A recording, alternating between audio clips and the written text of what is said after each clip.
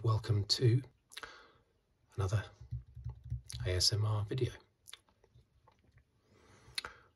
In this one I'll be continuing my series looking at F1 seasons. In the first video I did a few weeks ago I looked at the 1991 season. This time I'll be looking at 1984.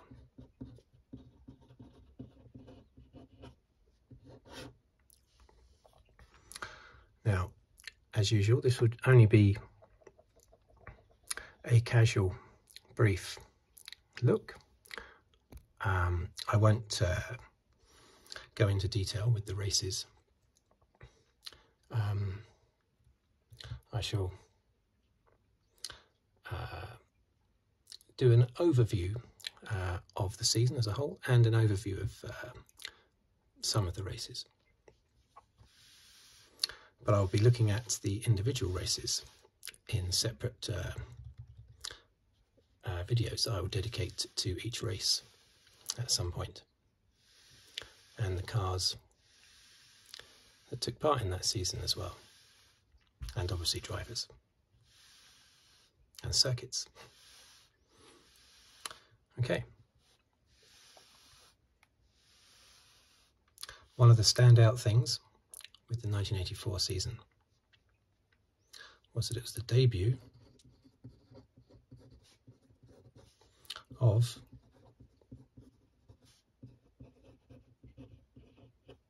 Ayrton Senna, otherwise known as Ayrton Senna. I think it's supposed to be Ayrton Senna.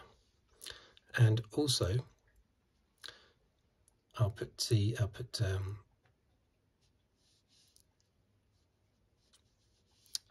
yeah, who else was it? Martin Brundle, of course.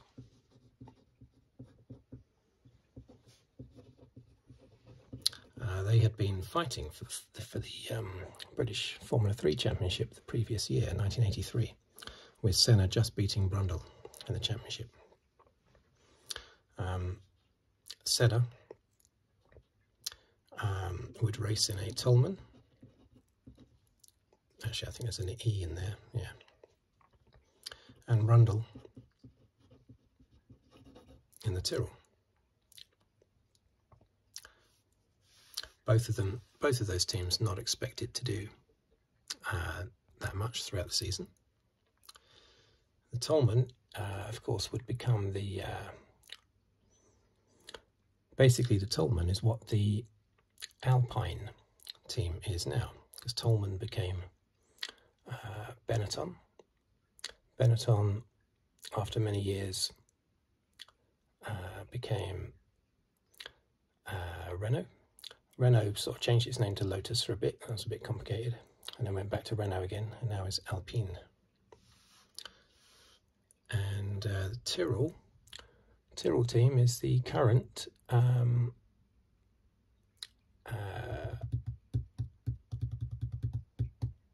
what team is it? The Mercedes team, isn't it?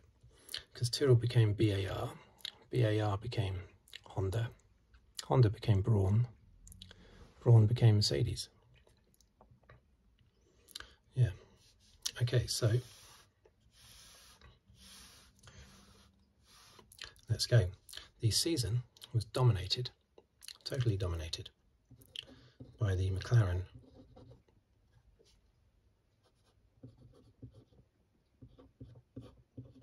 MP4/2, which had its two drivers were,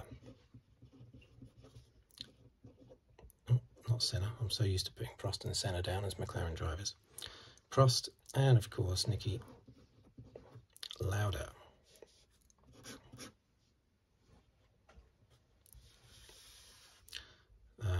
Prost had just had left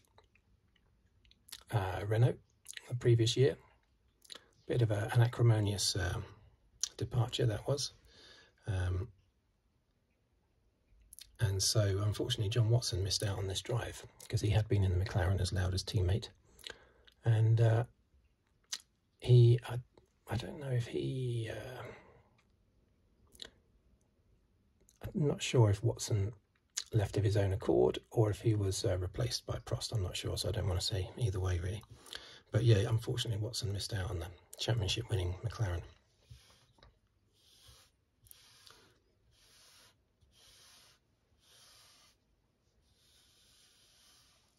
But really the McLaren, it was the best car throughout the races, But really the fastest car was probably Nelson Piquet in the Brabham. The defending champion. For instance, he got 9 pole positions. 9 pole positions. But he failed to finish the first 6 races.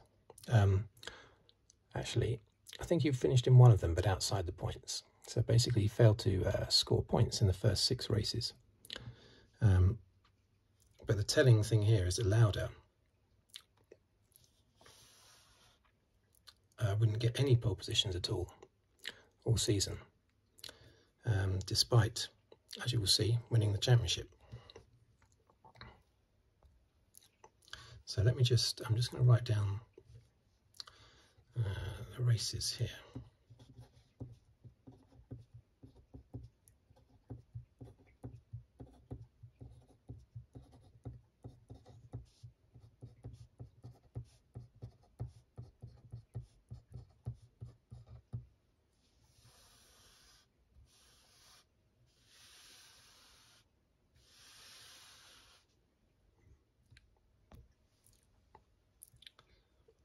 Okay.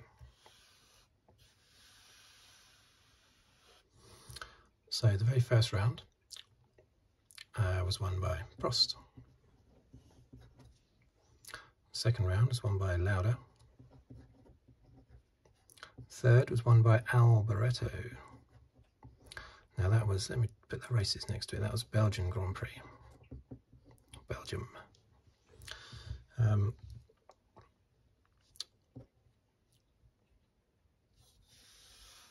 I think that was the last race at Zolder before it went to Spa every year. It's been at Spa every year since. That was the last Belgian Grand Prix at Zolder. Next was Prostagin at the San Marino Grand Prix. And then we had Lauda winning Prost's home race in France. And then Monaco, that was a big one. Now that was won by Prost. But, as you may or may not be aware, don't know how much aware you are of the Monaco Grand Prix, but it was quite an exciting race. It was very wet, very, very wet, chucking it down with rain. And as the race was coming to an end, Prost, well, as the race was about halfway through anyway, Prost was leading, but Senna in the Tollman was catching him hand over fist. Going into what would turn out to be the last lap, Senna was 7.5 seconds behind Prost, but crossed the line right next to him. Basically, Prost was fairly insistent on the radio that they should stop the race.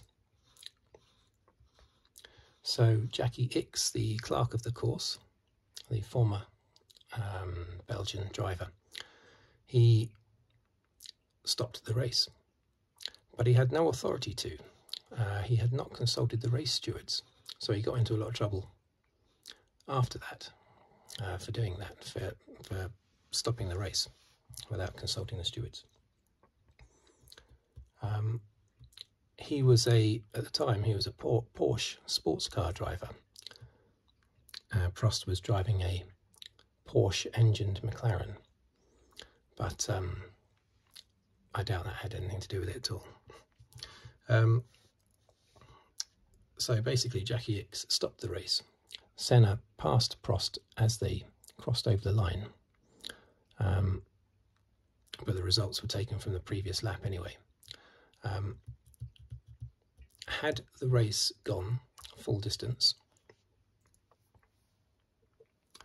Prost, who only just lost out in the championship, in the end, would have been world champion, going by that one single result anyway, because he got 4.5 points for this win in Monaco. 4.5 points instead of 9, because it was half points because the race was stopped early. Had he finished second place behind Senna at full race distance, he would have scored 6 points, 1.5 points more. So it was a bad move from a championship point of view for the race to be stopped. However, Senna may well not have won the race anyway, because apparently his car was on the point of falling to bits due to running over the curbs a lot. So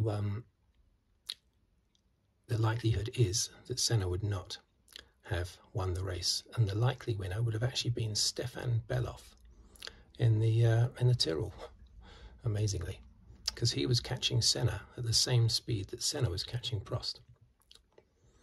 However, yet another however, later in the year,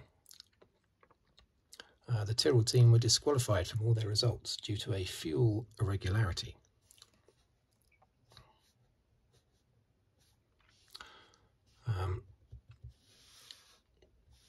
They had, I think they had suspected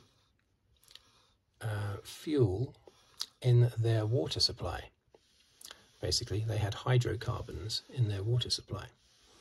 And they were accused of basically, when they topped up the water partway through the race, they were accused of actually refueling. And the hydrocarbons in the water was a clue to that, I assume. It was evidence, I guess. That's what they were accused of.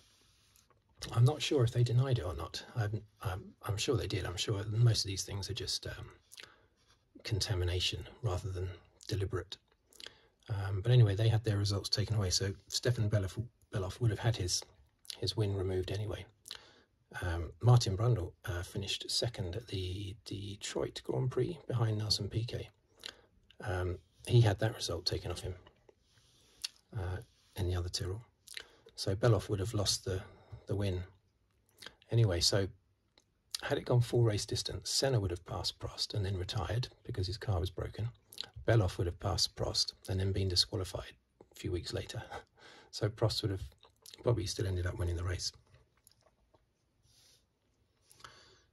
Round 7 was, there were 2 US Grand Prix that year, Detroit and Dallas. Oh dear, look what I've done. Let's scrub that out.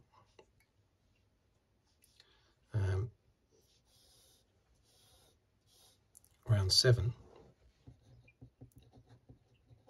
was won by Piquet, and that was in Canada, not Detroit. And the next race was won by Piquet as well, and that was indeed Detroit. And then the next race was Rosberg.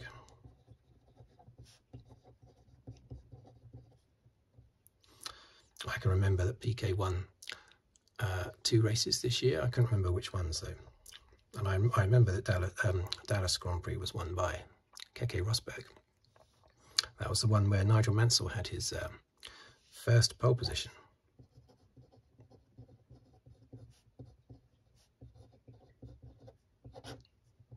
First ever pole position in his Lotus. And what happened? I think he ran out of fuel, did he, on the last? There's that famous scene of him trying to push his car across the line. I'm not sure if he ran out of fuel. Maybe he did, maybe he didn't. This was back in the day when turbo engines often ran out of fuel, especially Brabhams. But Mansell, it was right before the line, and he pushed the car over the line and got 6th place and 1 point. And he collapsed, he fainted. And I remember there's a scene, I don't know if it's on the old BBC Grand Prix coverage, on the intro. They always show it of him sort of collapsing, and he sort of bounces off the front tyre as he collapses onto the tarmac in blistering heat. It was like 100 degrees track temperature or something, and the track was breaking up. And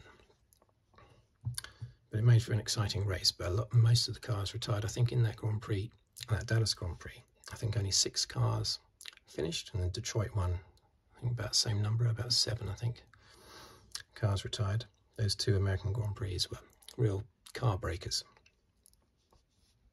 But yeah, Nelson Piquet won those 2 races. For once, his car didn't break down or run out of fuel, which caused all these problems in the first 6 races for the defending champion. But Piquet, that was his big problem. He was super fast all year, got loads of pole positions, but his car would either break down through unreliability or he would run out of fuel, worse than all the other turbo cars. So round 10 was won by Lauda. That was the British Grand Prix. And then we had Prost, and then Lauda again, and then Prost again. Those 3 races were the German, Austrian and Dutch Grand Prix. So very exciting, as you can see, alternating often between Prost and Lauda. And then again, alternating again. Lauda winning the Italian Grand Prix. The last 2 races were won by Prost. Boom, boom. First time he won 2 races on the trot, and he saved that for the last 2 races of the year. So you might think that that would make him the champion, but it did not. Mansell was doing well in that race, actually. I think he was either first or second.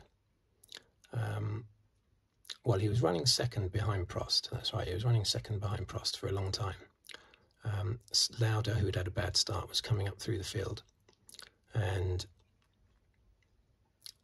did Lauda get past Mansell, or did Mansell retire? But at some point Mansell retired anyway. And so those 2 McLarens finished first and second across the line, and that was what Lauda needed. If Prost won the race, Lauda had to finish second. And he was way down the field, and he fought through to second place. So in the whole season, Alain Prost won 7 races, which equaled Jim Clark's record for the most number of wins in a season from 1963.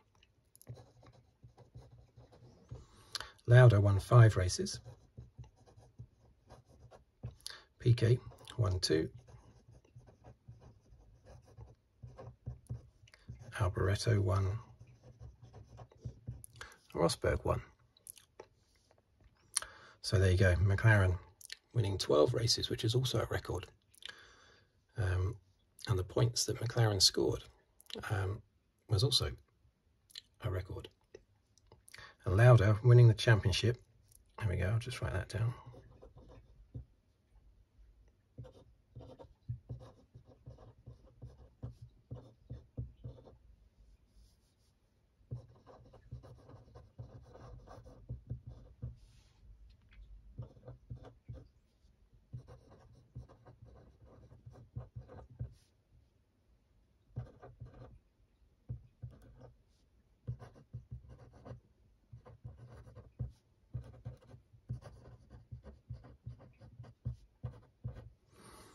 There you go. So that was the top 6. So Lauda won the championship by 1 point, half a point, sorry, half a point, which is the one and only time that's happened in the history of Formula One. Just 1 point. And he won that with no poles at all. So Nelson Piquet, who finished 5th with 29 points, had 9 pole positions. Lauda had no poles at all. And the only other time that's happened in the history of Formula One, before or since, was 1967 with Denny Hulme in a Brabham, I believe. Yeah, it's the only other time that's happened. And McLaren, their points tally was 143.5.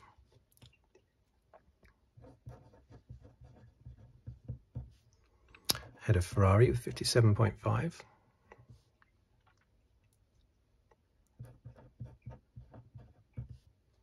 Lotus 47.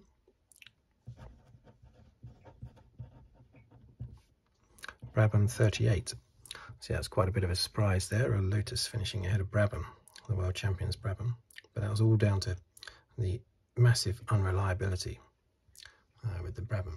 It was terrible.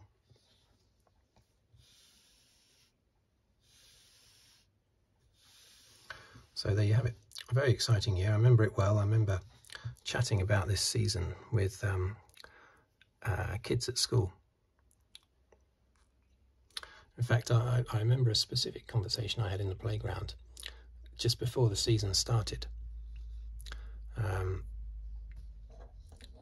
can't remember the kid's name. Well, I was 13 at the time, and I remember talking to him all excitedly about you know, the championship coming up. I remember picturing in my mind, you know, thinking, oh, but Piquet in the Brabham, he's surely going to be the favourite, that sort of thing. I don't remember much about the conversation, but I do specifically remember thinking Piquet is going to be the favourite, the world champion, going into this season. But it's total domination by the Porsche turbo engines and the McLaren, in the John Barnard designed McLaren. I must apologise for my scrubbing out here. A bit scrappy, that. Terrible. But anyway, there you go. Very exciting season with Lauda and Prost alternating their wins all the time. Surprising that Prost didn't win the championship at the end, but that's that happens. Anyway, there you go. Thank you for watching. Thank you for listening. If you'd like to subscribe, please do so. And I will see you on the next video. Thank you very much.